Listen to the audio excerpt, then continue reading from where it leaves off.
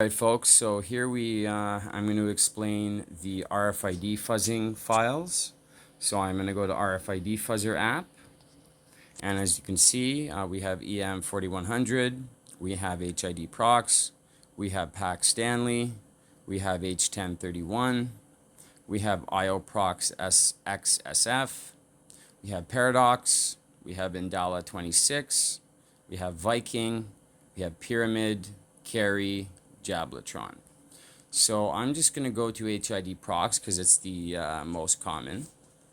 So we're going to go down to load user IDs from file.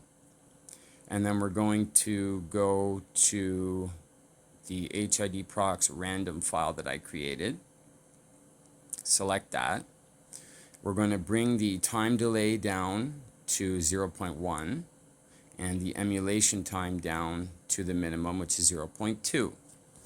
And now we're going to start the fuzzing. Now, RFID fuzzing is a lot faster than MeFair fuzzing. I would like to see firmware that speeds up the MeFair fuzzing speed because it is quite slow compared to the RFID fuzzing speed, and I'm not sure why. So let's click start, and you'll see that it's very quickly going through random values.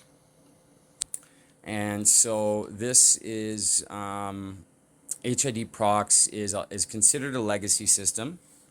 It's not very secure. I'll show you another legacy system, which is, well, it's not really a legacy system. It's just an unencrypted protocol. So Paradox.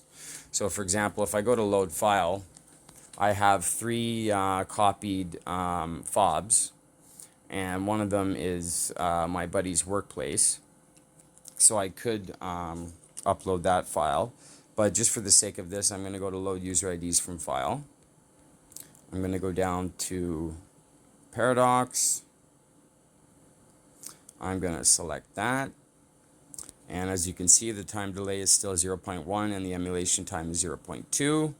Going to click start, and it's going to go through all of those values. Hundreds and hundreds of million of values.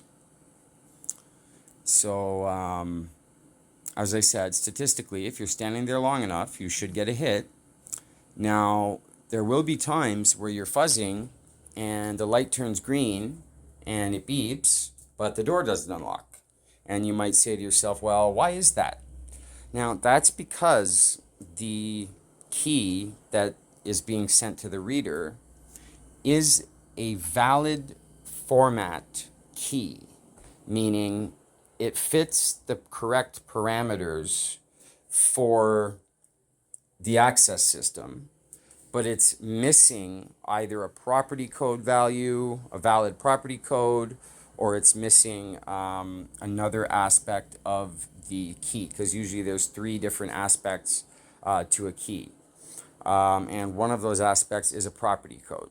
But again, when you have a file this large and you're fuzzing for a long period of time, like let's say you do it in the middle of the night and you stand at the reader for an hour, statistically, you should be able to get in.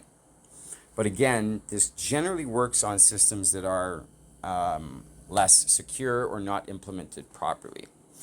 Now, in my opinion, if I was implementing an access control system, what I would do is I would do the following. First of all, I would require that a fob touch the reader and is valid and authenticates.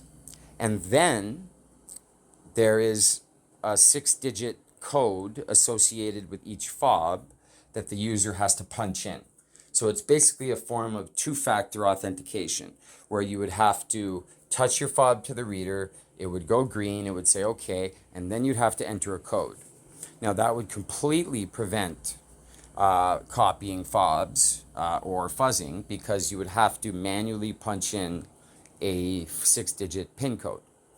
Another thing that I would implement would be every time a value is sent to the reader that is either an invalid value or is a valid format value but doesn't authenticate, it would create a time delay that starts at, let's say, 2 seconds, where it will not accept any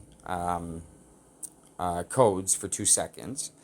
And if you do it again, it'll go to 3 seconds. If you do it again, it'll go to 4 seconds. If you do it again. So what that would do is that would significantly slow down the ability to brute force, because it would essentially slow down the reader.